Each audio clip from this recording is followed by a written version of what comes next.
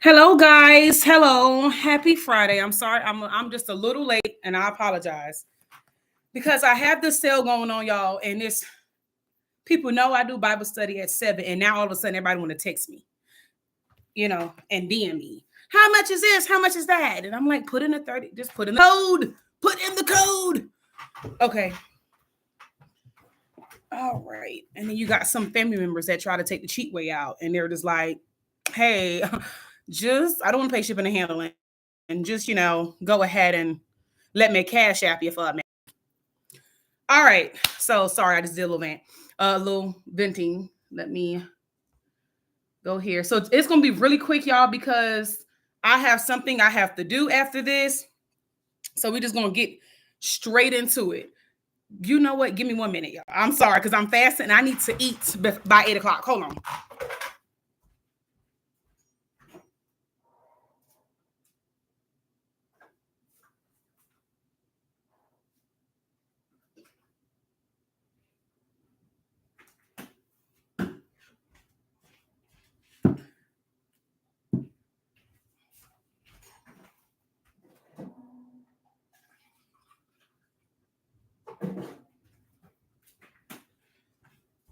Okay, I am so sorry. I am so sorry. So I'm currently fasting and I cannot have anything after 8 o'clock. So I'm sorry, there's something wrong with this thing. There we go. We're good. So I'm doing my little meal replacement so I can eat. So today we are going to talk about emotions.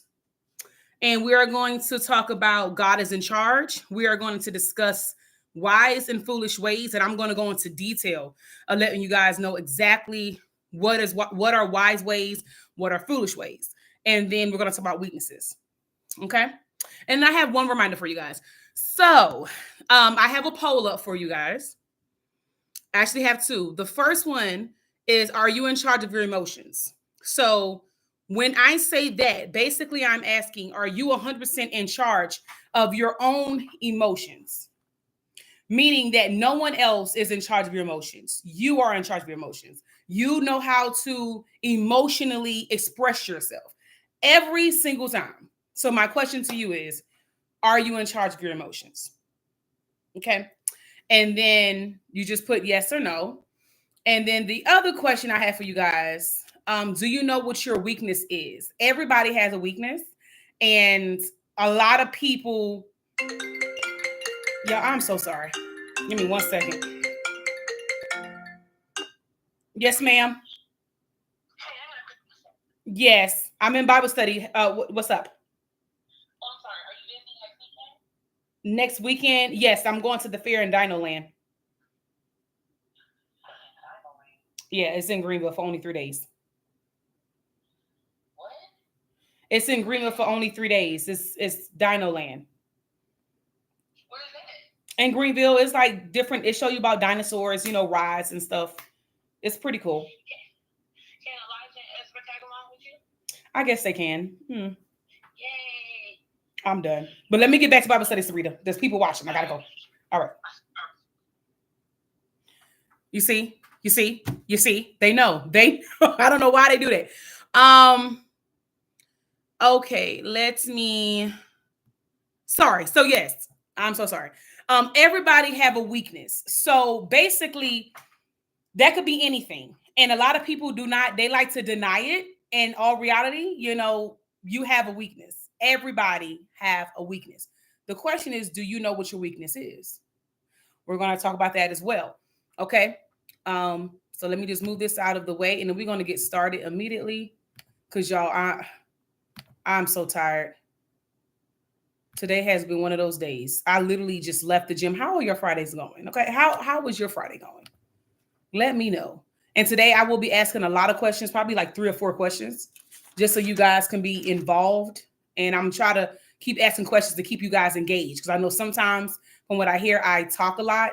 But I mean, if I don't talk a lot and tell you what I know or what God poured into me, what am I doing this for, right?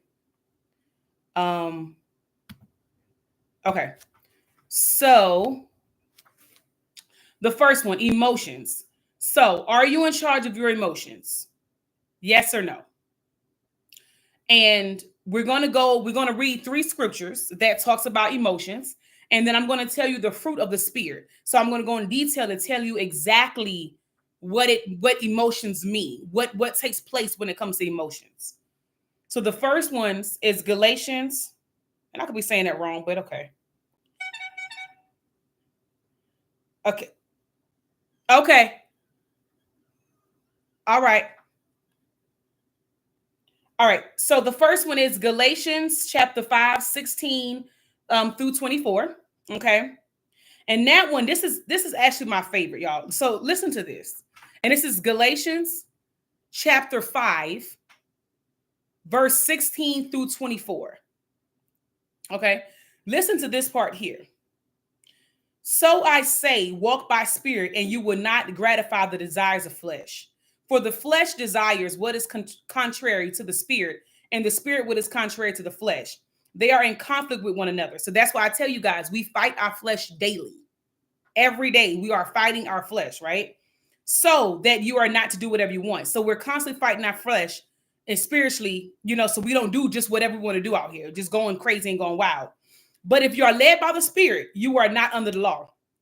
The acts of flesh are obvious, and we're going to name a few: sexual immorality, impurity, debauchery, adultery, witchcraft, hatred, discord, jealousy, fits of rage, selfish ambition, dissensions and factions, and enviness, drunkenness, orgies, and the like. I warn you, and this is what it is, as I did before, that those who live like this will not inherit the kingdom of God. So I'm saying that, and the reason why I pulled this scripture is basically to tell you guys, you have to be in control of your emotions. Because if you're not in control of your emotions, you might fall into any of these sins that I just named. But the fruit of the spirit is love. And this is what, and this is just amazing how this just happened. Because I was just writing, and on verse 22, where it says, but the fruit of love, the fruit of the spirit is love. I actually pulled and went into detail with you guys. And I'm going to tell you what the fruit of spirit is. So you can know, what is that, Sade? Well, it's basically love, joy, peace, forbearance, kindness, goodness, faithfulness, gentleness, and self-control. And I will go into detail with each and every one so you can understand why all of that has emotions and involve your emotions. Okay? And then against such thing, there is no law. So if you go against the joy, the peace, the love, the kindness, the goodness, the faithfulness, the gentleness, the self-control, then you will then inherit sexual immorality, impurity, idolatry, witchcraft, discord, jealousy, fits of rage, self-ambition, and factions, enviness, orgies, drunkenness. So if you go against what he wants you to do, you will then fall into that so easily, just that easy, because we're constantly fighting flesh. And you got to have self-control, and you have to be led by the spirit. So those who belong to Jesus Christ have crucified the flesh with its passions and desires. So once you tell yourself, Lord, I give myself to you, I accept you as the Lord and Savior. I believe that you died on the cross. When you go to God and you tell God this, you are basically saying, it's in your will. I now live for you. And so now your flesh, it's done. Like, not saying you're not going to keep fighting, but it won't be too bad. And it's not just that easy. It takes time, and it takes dedication, and you got to have a strong mindset. We are going to make mistakes. Please, I'm letting you guys know, ain't nobody perfect. You're going to make mistakes, but then you're going to be like, okay, I know I did wrong, and I'm not going to do it again. And I didn't like how I felt after I did it. And then I also disappointed God. So that'll turn you away easily, when you have conviction in your heart. Now, if you don't have conviction, that's a different story. And we talked about that, I think, in session 8. If you don't have conviction, that's when it gets scary. Okay, so our next one, Philippians chapter 4, verse 6 through 7. I'm gonna pull that one up. That one spoke to me too a little bit.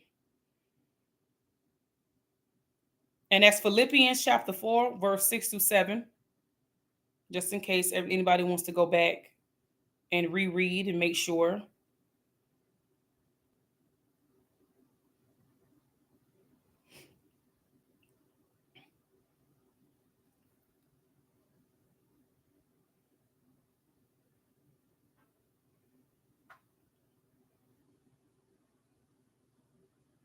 I'm sorry, y'all. It's taking some time. Okay. All right. Philippians chapter 4, verse 6-7. Do not be anxious about anything, but in every situation, by prayer and petition, that means a constant, a routine, over and over. With thanksgiving, present your requests to God.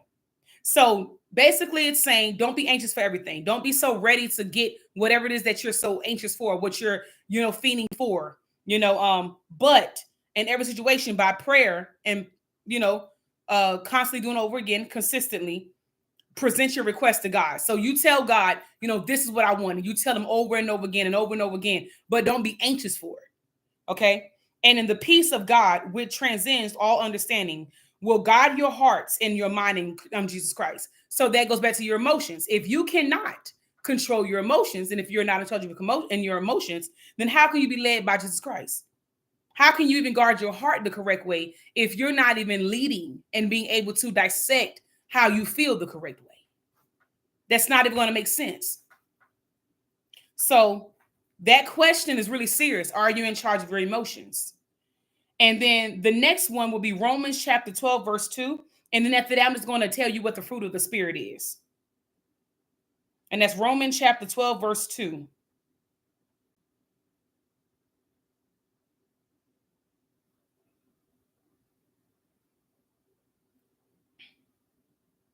All right. So this one is actually one of my favorites as well. Okay. Because I had to tell myself this. Do not conform to the pattern of this world, but be transformed by the renewing of your mind. Then you will be able to test and approve what God's will is, his good, pleasing, and perfect will. So don't worry about anything that's going on in this world. And I really had to tell myself this the other day, like, who cares? Most of this stuff, not even most, all of this stuff don't even matter. It really don't. So when you get to the mindset of like, okay, I'm not going to care about what's really going on right now. I'm not going to be so like, I'm not going to idolize these little things here and there. And I'm not going to put none of this before God. And I'm not going to like make this ruin. Like when you have allowed the world to be able to control your emotions, that is a problem. When you have allowed people to control your emotions, when you have allowed a little situation, life itself, you could get a flat tire, you could get a divorce, you can get robbed, you can pass out and probably get run over by a car. I don't know. I'm just saying. But you allow these things, and I'm not saying those things are like to where you can't spaz out. But what I'm saying is these are things of the world. So you should not allow, if you're being led by God and you say that you're a Christian and you say, I gave it to God, then you should be able to be in charge of your emotions. You should be able to know, okay, I don't need to act this way. I don't need to act out of character because this just happened. But if you gave it to God, then you just, like it said, you tell God in prayer, okay, God, this is bothering me. I done got robbed. They done took my money. They done took this and that. I don't know what to do. Give it to God. And I'm telling y'all, miracles happen to where I done heard some stories, literally from my daddy himself, from his mouth himself, things that I would never have believed that happened. God will, I'm telling you, like, let's say if you had gotten robbed and you actually know how to control your emotions, right? Or let's say somebody come and spit on you, just spit on you randomly. They just come spit right on you. And your first intuition is to slap the heck out of them or fight them, right? But you practicing, like you trying to transition over to the Christ side, you on spiritual time. So you're like, okay, hold on, I can't do this. And God sees that you actually overcame that emotion to fight in rage, which is one of the sins that I just gave you, right? Rage and about to be ready to kill somebody. I promise you that whatever that person did, God will handle that person, but also you will be rewarded because you were able to control your emotions. Okay. So when people say, that thing that hurt me or this bothered me, that is true, but you got to give it to God. You got to. And I'm not saying you're not going to be perfect to where, like, oh no, if something wasn't happening, you trying to tell me you're not going to spaz out. I'm not saying it. What I'm saying is if you spazzed out before, and let's say if it happened again, now you should know how to control it. But by this time, you should know. You know what I'm saying? Like you should be practicing how to get it in order. That's why it said in the word, go to God with your prayer requests with repetition. Okay. So he can go ahead and change that. So are you in charge of your emotions? And so I'm gonna go ahead and answer this before we move on to the next subject. For me, you guys can answer in the chat if you are. If you're not, if you don't want to, that's okay. But I believe that I am in charge of my emotions because I don't act out. Whenever something don't go my way, I probably get anxiety before anything else. But I don't act out in such a rage. I get scared, to be honest. I get anxiety, and then I become like real scared for my kids. Not for me so much, really for them. That's really it for me. Or or I'll be like, okay, well, you know what? Let's just forget it. I'll be ready to give up. Like whatever it is that I was doing, I'm like, nah, I ain't doing it no more. Cool, I ain't doing it no more. But I'm not going to spaz out in such a frantic mode to where I just want to choke somebody. Or I'm just like, be just wanting to do what the things that I've named, which was envious and hatred and wanting to go into the flesh and want to have sex, all that. No, because sometimes when you can control your emotions, that can happen. If you like, even with temptation, men and women, when it comes to temptation, if you can't control your emotions, you're gonna want to be in a situation you don't want to be in, and that's having a child by a woman you don't even know, you don't even like, you have no clue who she is as a mother, what she do outside of her talking to you, you don't know anything. Vice versa with a woman. You have a child by a man, you don't even know if he's a good daddy. You don't even know if he take care of his own kids that he got before you. You don't even know if he treat his mom correctly because you haven't even got to know him. You don't know anything about this man. So you just also just wanting to be with that person and that little split of a second, you done sat there and now got yourself in a whole situation. So you should be able to be in charge of your emotions. And that's why he wants us to be able to carefully be able to understand, and that's what you got to have understanding. You have to be unselfish. You have to be grateful and gracious. You got to understand certain things. So, however you go about it when it comes to your emotions, I can't tell you how to go about it. But what I can tell you is if you're not in charge of it, your emotions will consume you and then it will lead you to sin. That's all I'm saying. Okay. And that's any type of emotion. I don't care what the type of emotion it is. It could be anything and it'll lead you to astray. So you have to be able to be in charge of it and understand how to control it. Okay. Now, the next thing will be the fruit of the spirit, which is what we talked about in Galatians chapter 5, verse 16 through 24. So what makes up the fruit of the spirit? What makes up these wonderful emotions, right? So it's love. And this is the emotions that God wants you to have, right? He wants you to have love. He wants you to have joy. He wants you to have peace, long suffering, kindness, goodness, faithfulness, gentleness, and self-control. These are the things, and these are the emotions he wants you to have, so you don't have to revert to sin. And I'm going to go into each and every one. Let me see, page 1633. So I found this in Galatians. And I actually was able to understand all of them. Okay. So love. And that is the greatest of all virtues. Like love can go against anything. Like y'all can, you ever had like a family that really don't have much money and they're kind of broke, but love conquers all. Like they are so in love and their life is just on the outside. It's like, man, y'all love like overshadows the fact that you guys are poor. Like you ever seen stuff like that? That stuff is real. Love can overshadow everything. Like love is amazing when it's the right love and it's coming from a genuine person, two genuine people. The greatest of all virtues, love is the power that moves us to respond to someone's needs and no expectation of reward, right? Like when you really love and care for somebody, you're not looking for a reward. You're not looking for anything back. Like my sister, and as you guys heard, my sister said, what are you guys doing this weekend? Next weekend. And I told her I'm going to the fair in Dino Land. And she just asked me, can Ezra and Elijah come? I have no problem. Now, am I going to be a little tired? I probably will be. Am I going to have my kids? Yep. So that's 2 more kids? Yeah. 4 kids together? Yep. But guess what? She probably need a break. And I'm all for that. I've been there, done it. So if I can take that away from her, which what I'm acting as is unselfish, because I'm not just reverting. I'm tired. I do that all the time. Yes, that's true. But it's the weekend. I'm not working. And we're going to have fun. So why not take them, right? But I'm acting off of love. I don't want a reward. I don't want her money. I didn't ask for money for the tickets. I didn't ask for this. I didn't ask for that. God sees all of that. God sees all of that when you really do it from your heart. So I just use that as an example since you guys heard the conversation. The second one is joy, and inward hope and exu. Okay, I'm going to skip that word because I really don't know what that means. I ain't gonna lie to y'all or myself. An inward hope in spite of outward circumstances. Joy differs from happiness, which relies on favorable circumstances. So that is true too. So whatever the situation could be at that moment or at that time, joy comes in. So if you're having a good time, you're happy. If you're having a bad time, you're not. So it really depends on the circumstances, right? But here's the thing. Like God wants you to be able to have joy in all situations and in all shades. Whatever is going on, he wants you to feel joy. And that's why you have to be in charge of your emotions. Because you can have a bad day and you could be so optimistic, like, you know what? Yeah, my car won't stop and my tires messed up and my engine light is on and my transmission messed up and my air is not working. It's hot as heck outside. Lord, how I'm gonna get from here and there, and I just can't do this. But if you continue to have just have joy in your heart and go, but you know what, Lord, I'm still alive.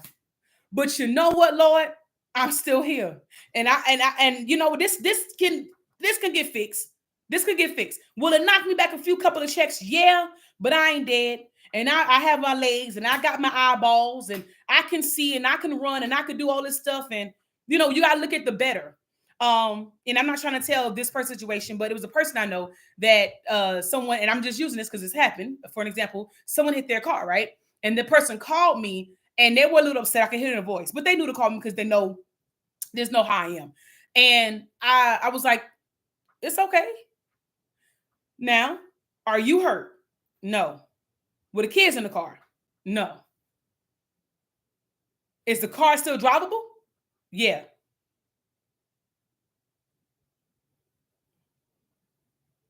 Thank God. Because it could have been worse. Somebody could have hit you. You could have died. It could have been where the kids in the car. It could have been where you can't even drive the car no more. So, you got to look at it. And I was basically not trying to be nonchalant to the person, but really just trying to let them know, hey, look, you're okay. Think about it like this. God, like, I know that happened. I know it did. But if you could be in charge of your emotions for 1 second and say, well, you know what? You're right, Lord. I mean, I am still here. I could have been stretched out. My kids could have been in the back of the car. Or they could have hit me on another side and dented my whole life. You could have been paralyzed. Anything could have happened, but God saved you. You just never know why, why that happened. You don't know why. And it's fine. You don't need to know. All you know is the praise in the midst of it. But when you think about it and you're like, okay, it could have been worse, but it wasn't. So you always have to be optimistic. So I was letting that person know, like, yeah, I understand. It sucks. It does. It really sucks. But at the end of the day, you still here, man. You're still here. And you just got to thank God. Why do you think you're still here? Because he's giving you a chance. I'm a firm believer that every day we wake up, God loves us so much that he knows there's something on us we need to fix, right? And he's given us another day to fix it before it's our time to go. That's what I believe. And I also believe that some of us are still here because we're waiting to get our blessing. Those are two reasons why I believe. And that's just my personal opinion. You're waiting to get your blessing because your blessing's already done. I don't believe nobody blessings is stopped, no, or back. No. The blessing's it's just, you haven't gotten there just yet. Or when people say, oh, well, you didn't receive your blessing, no, you're never going to get it. That's not true. That's not true. It's already done. Don't put that on nobody. It's already done. So no, I am going to get my blessing. It's just that I didn't get it at that moment, but I'm going to get it. So I believe that God, two reasons, he go ahead and allow, I think we're still here because it's either something on that need to be worked on, and he loves you so much that he don't want to take you before it's time for you to go. Okay. All right. And I'm sorry, y'all. People are, the people that are watching, they're texting. Okay, I will. And I'm so sorry that happens. Yes. So the first one to where If there's something on you, if there's something you need to change, I believe that he's giving you another chance to do it. And then number two, because you have not received your blessings just yet. So that's what I think the two reasons are. The third one is peace. So both the supernatural calm and chaos and the ability to bring harmony to divided factions. So peace. For example, you ever met a person or people that just like the division? All right. So if you're that one person that likes to be like, no, we're not going to do division. We're gonna come together. Like we're gonna be a unit. Like you just love unity, right? You just love to be around, you're family orientated, or you like to keep the peace with the community, with your job, with your family, your friends, with anybody, your coworkers. Like you want to keep the peace. He loves that. Long suffering, the quiet willingness to accept irritating or painful situations. Yes. So the fact that you could be in charge of your emotions, that you'll suffer quietly. And I've been told, I've done that for a long time. And I feel like there's a lot of people who's going to watch this that can attest. I can. I would not say nothing sometimes, and I'll just deal with it by myself. And I'm like, okay, I got it. And so that's just basically like long suffering. Like you're just not saying anything. You're silently and you're in pain. It hurts. You're bothered. You're agitated. You're irritated. But you're like, you know what? I'm just going to suck it up and I'm going to be quiet because it's going to be okay. I used to be like that. Now I'm not going to lie to you. I'm not. I'm going to tell you how I feel. The next thing would be kindness. Generosity. Generosity. Y'all know, you know what? I know somebody out there laughing. I know she laughing. Being generous, there we go, and consideration towards others. So kindness. So that's just basically what it says. You're being nice to each other, and you're considering each other's feelings, and you are putting other people before yourself. You're not being selfish, and you're sacrificing, and you're doing it with no, you don't want a reward, and you don't want anything. You don't want money from them. You don't want any of that. You really just hands-on doing it from the kindness of your heart. Goodness, moral excellence, faithfulness, enduring loyalty and trustworthiness. Gentleness, the power to control your reactions to difficult people and situations. It should not be confused with weakness. Gentleness, the power to control your reactions, aka emotions, to difficult people and situations. Have you ever been around a person that you just could not stand, but you was able to be cordial?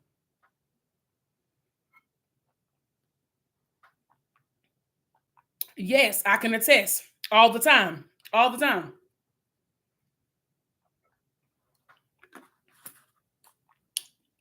The power to control your reactions to difficult people and situations. This should not be confused with weakness. A lot of people feel that because they call it fake or they call it weak to talk to somebody they may not like. I don't agree.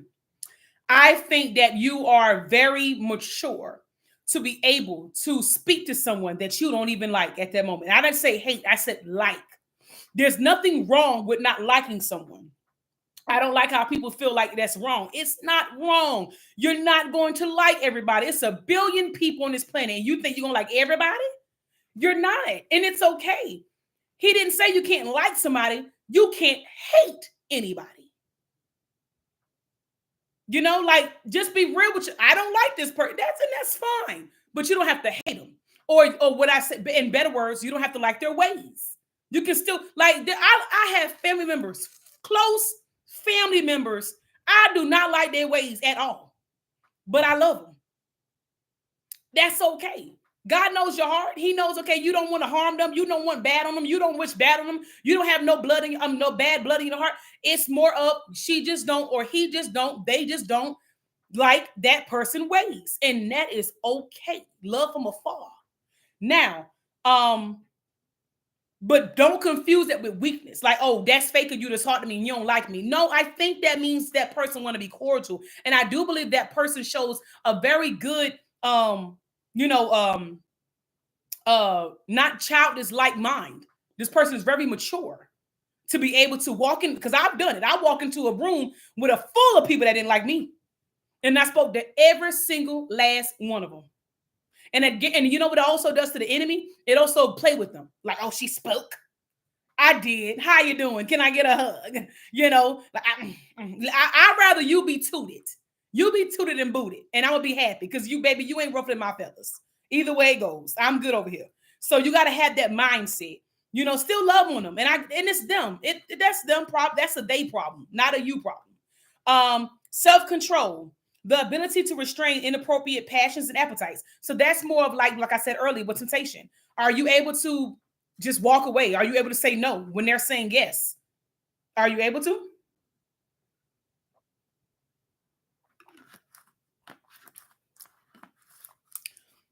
And then that's it. So what gathers up emotions: love, joy, peace, long suffering, kindness, goodness, faithfulness, gentleness, and self-control.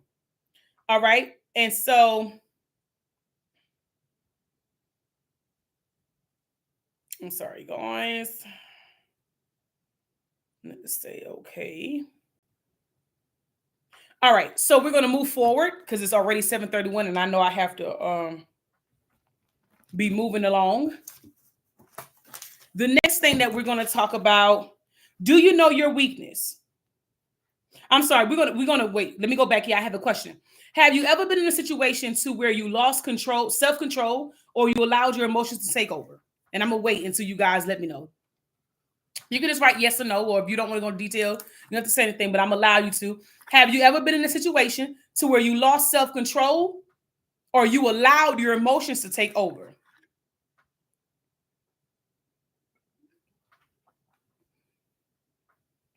And I believe that we all have. I have plenty of times. I'm trying to give you guys a good one, not one to where I hit somebody, because it was an old shot. Now I had a before I was here, I was over there. Been in a situation to where you lost self-control and allowed your emotions to take over. Yeah, yeah. I was almost going to fight my child's father's sister.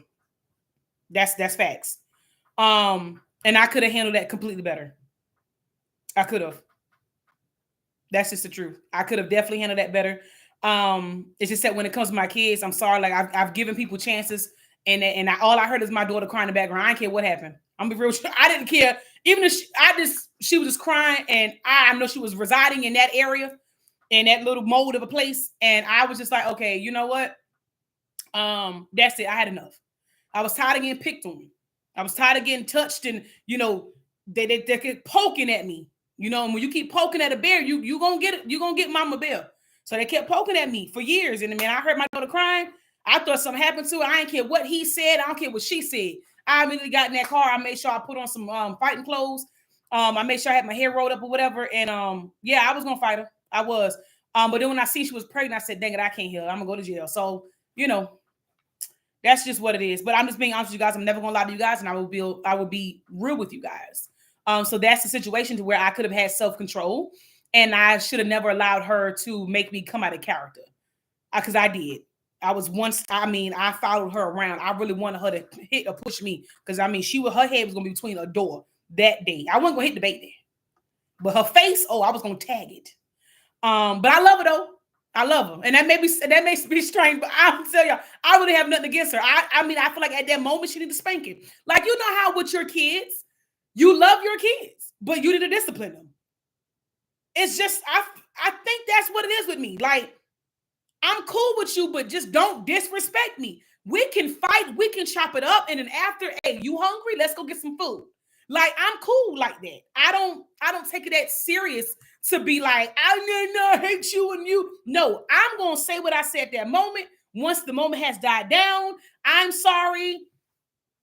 Let's move forward. But you need to get your butt whooped. Sometimes people just need a whooping.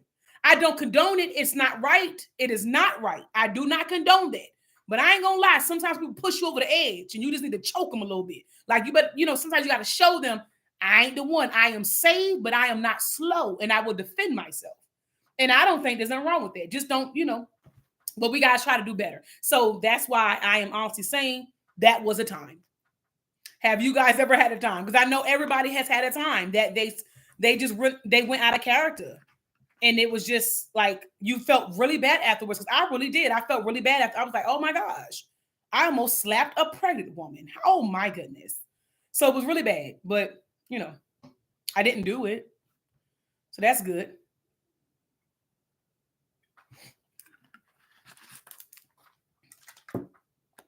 Okay, so no, we're gonna move forward. Okay, we're gonna move forward. All right, so we're gonna go into weaknesses. Do you know what your weakness is? Do you have any idea what your weakness could be?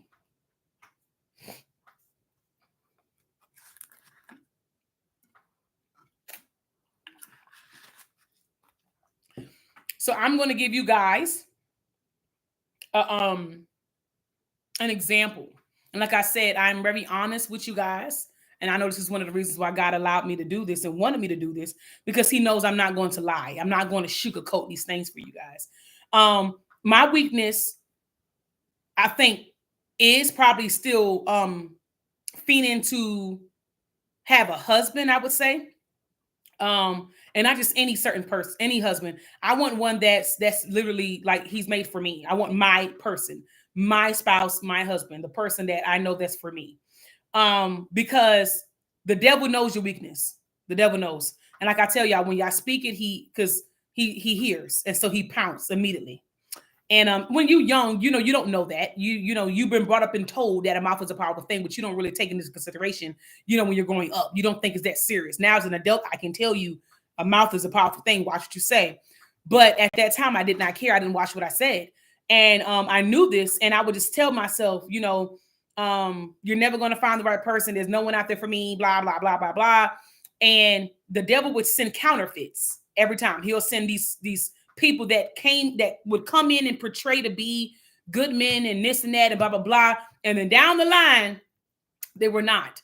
So, you got to know your weakness, and you have to fight your weakness. Okay. Everybody has one. Some people weakness could be pornography. Some people weakness could be lying. Some people weakness could be stealing, having sex. I mean, there's so many different weaknesses that everybody has. And every time you get to the midst of being alone, like the devil pounces. So for example, with me, when I start feeling lonely, it's a Saturday night and I'm like, oh, my kids are gone. My friend is not here. What do I do? Oh. And I don't have any friends. I'm not dating anybody. What do? That's when the devil come in and try to fight your flesh. There's plenty of people you could call up and just say, hey, come over. But when you're not trying to be that way, you don't want to do that, right? So that's where you're constantly fighting your weakness. Okay. So I'm going to go into depth. And this is what came to me when I was writing this. So I'm gonna read what I wrote. Everyone has a weakness, and when we either tap back into whatever comes to us, or us to need our weakness, the devil comes through the back door. Then he uses it against us. We have to cover ourselves and cast the spirit away. And when I put that, I meant like this. This is what I would do. I would tell God, Lord, take away this spirit or this weakness of, let's say, men, or that man or a man, for as far as my husband wise. And I cast it in your name back to the pits of hell. And when you cover yourself, get some oil, cover yourself, put it across your forehead and speak that over yourself. You have to really mean it. And then just cast it away. You really have to just literally cast it away, whatever that weakness is. If we tell God it is his will, then, and we give it to God and tell God that it is his weakness, and we allow him to strengthen you. So basically, if you tell God, I'm going to give my weakness to you, then you have to allow him to strengthen you. You cannot negotiate your weakness. You can't trade your weakness. You can't denounce your weakness or what you're going through. So basically what I'm saying is you can't tell God, I don't want this weakness. Well, you got it for a reason. Okay. And your weakness is only to make you stronger. Okay. You can't trade in your weakness for another weakness. So you can't go, I don't want this one. Can I get another? No, because whatever that person battling ain't got to do with you. What's for you is for you. Even if it's good or bad, it's a reason. Everything is a reason. And then you can't just denounce it and go, no, I'm not going to go through this. I will not go through this. No, you're going to have to go through it. You're going to have to fight your weakness. There's no ands if about it. There's no ways around it. The only thing to get through it is when, like, God, issue, walk through. That's the only way. That's the only way you can get through it. You cannot sit there and hop. You can't skip. You can't lean. You can't get a boat. You can't get a plane. You have to literally walk in your season, baby steps, and however long that can take. That might take a year, you guys. And I know it sounds like, are you serious?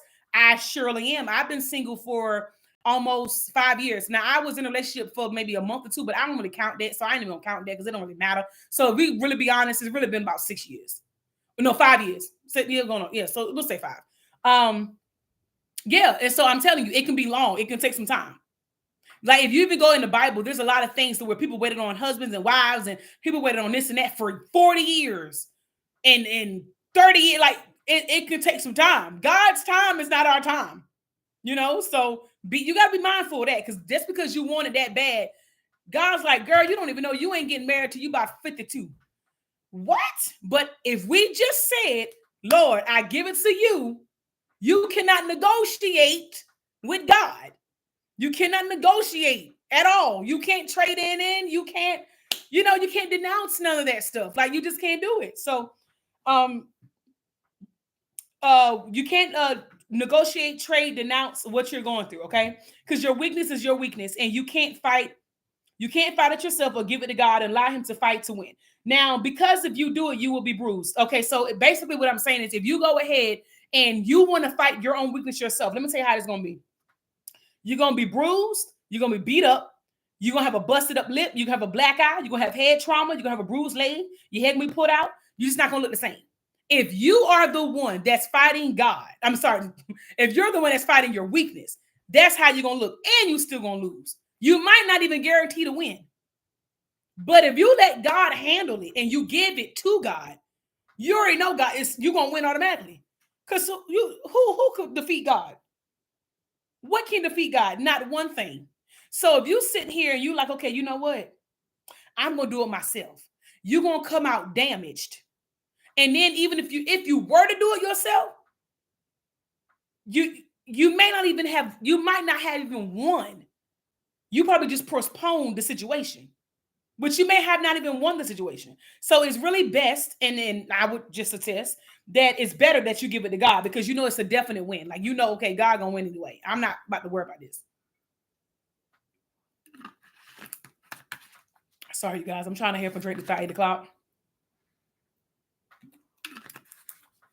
Okay. All right. So, do you know your weakness? And so that's just what that one was. And in this one, we got two more to go. Wise and foolish ways. Okay. So I just want to talk about that for a second, because a lot of people, they may not know what foolish ways, what they are or what that consists of. So we're going to go into detail, and I'm going to tell you exactly what that consists of. Okay. All right. So wise ways. You call everyone, you rebuke challenges, you are knowledgeable, and you fear God. You bring security. You clarify what is right. You bring righteousness. You are in true control. You do not want evil. You are more valuable than the possession. So you don't even care about the iPhone. You don't care about the iWatch. You don't care about this. You don't care about that. None of that stuff don't matter, right? When that's what that means. You're successful. You yield to happiness. You bring life, and you feed your soul. That's wisdom. That's someone that's wise. Excuse me.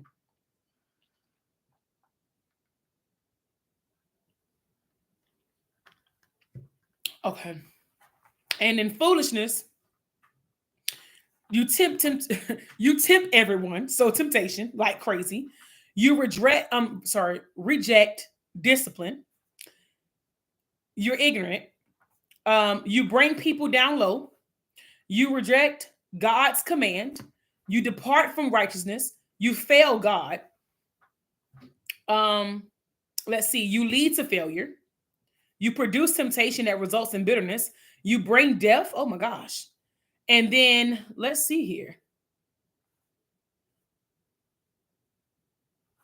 And don't like to do honor or take honor. All right. So those are things that are foolish. I'll repeat that again. You tempt everyone. So that's temptation. You reject discipline. You are ignorant. You bring people low to where you at. You reject God's command. You depart from righteousness. You fail God. Okay. You lead to failure and loss. Okay. You produce temptation that results in bitterness. You bring death. And this is foolishness. But wisdom and a wise person, they call everybody. They're rebuking challenges. They knowledgeable and they fear God. They bring security and clarification of what is right. They bring righteousness. They are in full control and they do not like evil. They are more valuable than any possession. They have success. They yield to happiness. They bring life and they feed your soul. And that is someone who is very wise, right? We're going to keep it moving. God is in charge. Okay, so this is another thing that I would just want to let you guys know. And then we have one reminder and then I'm going to let you guys go. Okay. God is in charge. Okay, so God may remove your troubles, even if you cry out for him. And that's like what David did, right? He cried out to God, like, God, please remove my troubles. And sometimes we treat God as if he's a genie in a lamp. So basically, we're like, God, I want this done, and you shine on it, and you expect God to do it. Okay.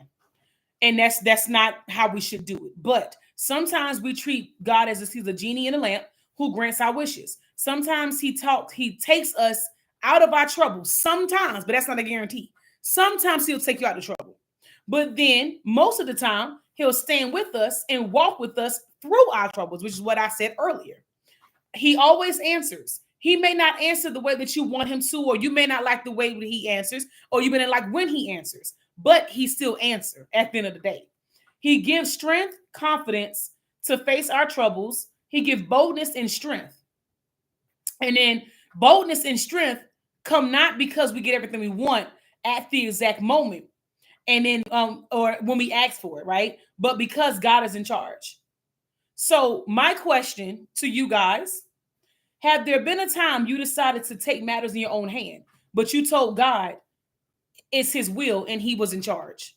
So was there a time that you ever said, you know what, God, you taking too long, I'm going to do it myself. I'm going to go ahead and do it myself because this is just, yeah, I can't wait that long. I believe we all been there. I believe we all been to that point to where we have decided to take matters in our own hands. Okay. And I'm trying to think of a time that I decided to take matters in my own hands because, being pregnant or want to have a baby. That's when I told God, and I think I told you guys this 2 sessions ago, where I told God, you know what? I want a child by the time I'm 25, and God went ahead and got me pregnant by 25. So a mouth is a powerful thing, and I am a true, firm believer, and I am a living testimony that you got to be careful what you say and just wait.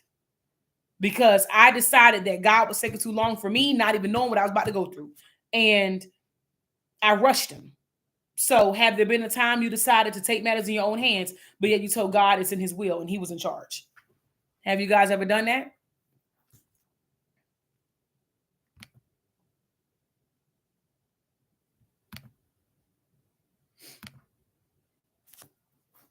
Yes. No.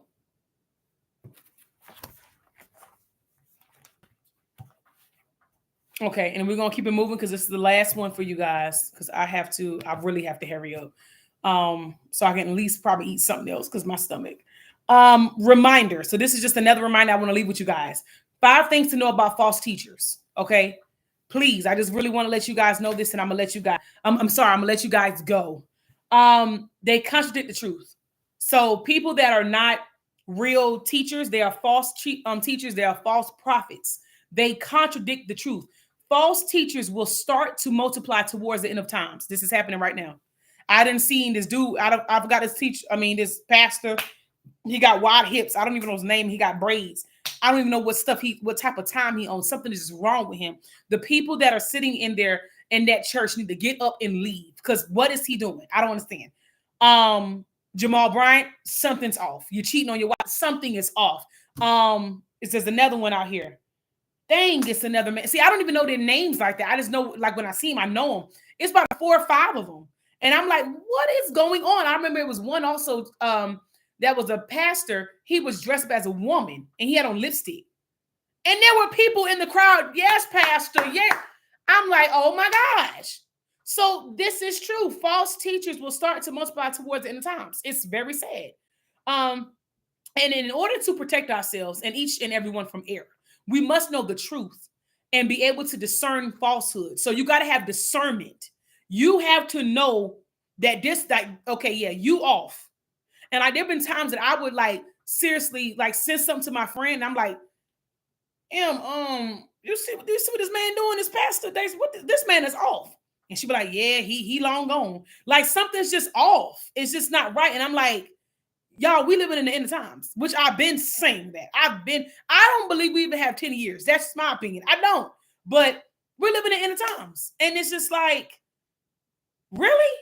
Y'all really gonna get on stage? I think he was getting his hair cut on stage. I think that was one that I was like, what are you doing, sir? I think he's one of those preachers that needs to have an audience. You know how you got to have an audience? And then, like some people need to be seen and need attention so much, so they got to react a certain way. Oh, that just, it just makes me itch. I don't know why people do that. Like, you need attention from somebody. Go sit down. So that one, it definitely rubbed me the wrong way when I saw that. So beware of teachers that contradict themselves or contradict the truth. Another one, that they are contrary of God. So they undermine teachings. Every false teacher tries to use the Bible to support his or her say, right? So they're going to undermine everything. They're going to find something in some type of way to be like, well, no, that's not right. When you around people like that want to go war to war and do all this other stuff, just don't worry about it. Just pray for them. Because I met a lot of people like that. Number 3, they contaminate the church. It's very sad. The church just don't know. They lost. They don't know what's going on. They don't have not 1 ounce of discernment. Because if you're in a congregation and your preachers start acting crazy, I'm gonna tell you what I'm gonna do. Get my keys, get my purse. Come on, kids. Like, we're leaving. I'm leaving. Exit out the door. And it's, some people should do that, but they say, I guess they just want to sit down and be like, well, maybe. No, it's not a maybe. When it comes to God, you should be maybe and nothing. So they contaminate the church.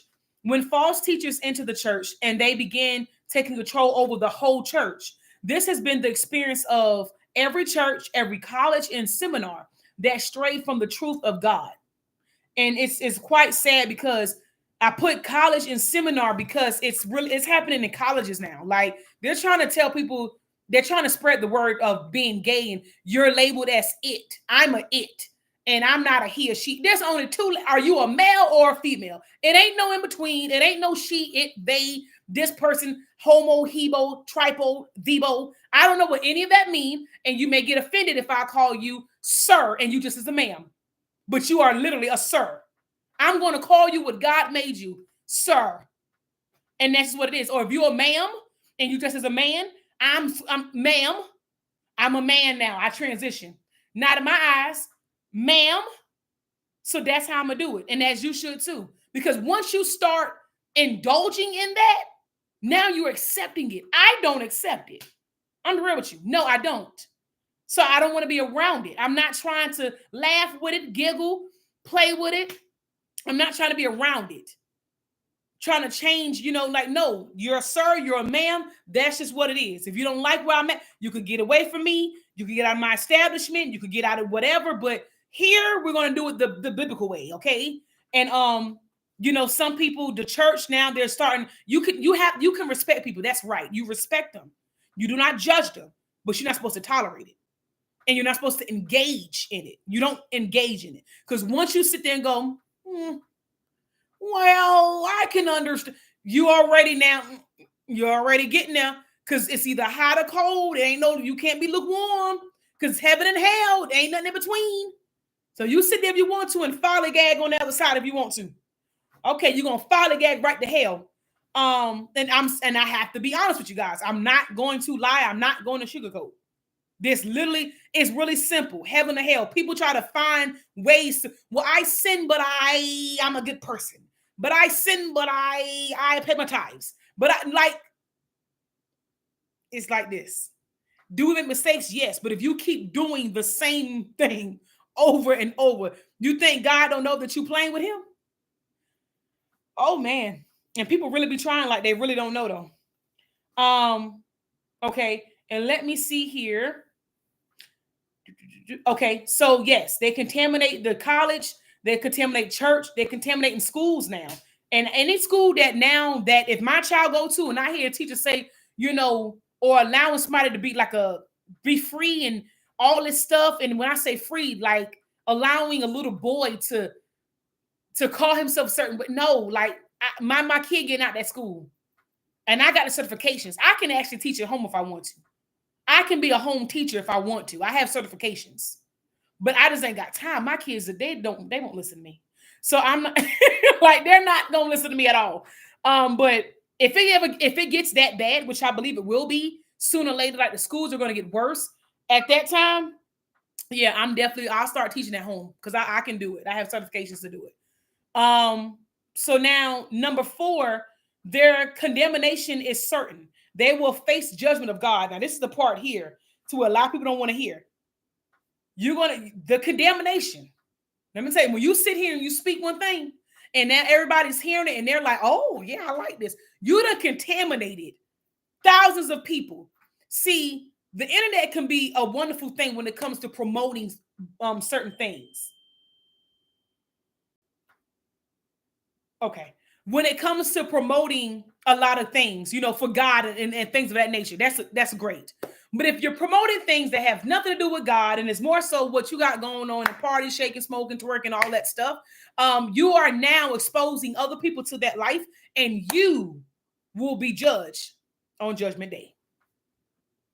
And it's really that serious. People think, well, I didn't tell her to do it. No, but you showed her how to do it. I didn't tell my son to do drugs, but yet you were doing drugs in front of him when he was 5. Make it make sense.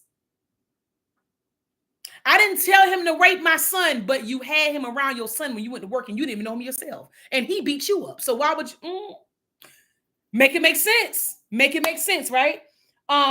So they will face judgment. Now, number 5, they criticize teachers of truth. Yes. And I can be honest and tell you, I've had people criticize me still to today, and I don't care. I'm still keep speaking the truth. Whether it hurts you, whether it intimidates you, whatever the case may be, I'm not going to lie, because when God come back, let me tell you what God tells people. If you, what's the word? If you disown me,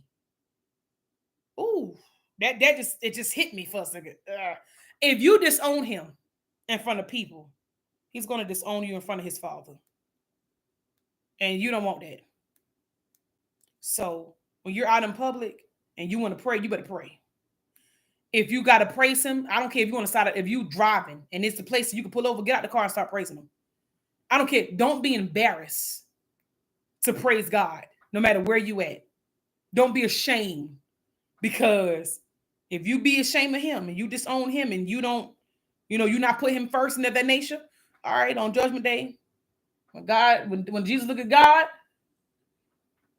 well, he did disown. All right.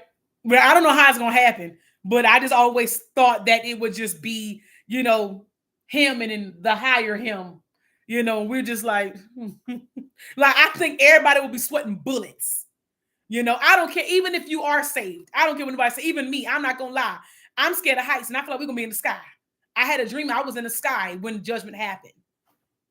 So I was still scared. I'm sorry, y'all. I keep hearing something. I don't know why. I keep hearing something. But they criticize teachers of truth. So the gospel is offensive to the pride of people. So people who have pride, people who don't want to hear the truth, people who are really stuck in their ways, they don't want to hear the gospel. Okay. And if they continue to preach this way or they continue to preach wrong gospel. Sorry, if they continue to preach the wrong gospel, we shall arise ridicule and opposition.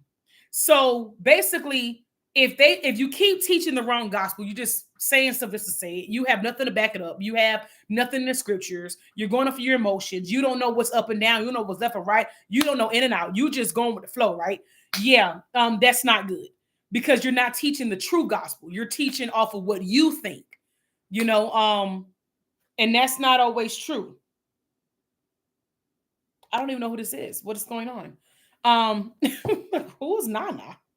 Okay. And then I also put this, keep this list close as we are approaching the coming of Christ and the end of this age. We will need it. I think I remember telling you guys that it's going to come to the point where they will stop selling Bibles in the stores, and we will have to remember scriptures just from our heart. So I want you guys to, and that's why I had this on my lab. That's why I'm doing this. I want to save all this. Yes, it's live, but I want to save it because I know when that time comes, I can always go back and listen to myself, because the books will be gone. And then it's going to get to time where Christians, if you praise God, if you praise God, and at this time, I think it's not going to be any more praying. Like, you can't pray in front of people. They're going to like throw you in jail and you're going to be tortured. But I'm going to tell you right now, I would rather be tortured and knowing that I'm going to heaven than to sit there and not praise God and knowing I'm going to hell. And it's really going to get to that point. Like, they might torture you till you die. But I mean, God died for us.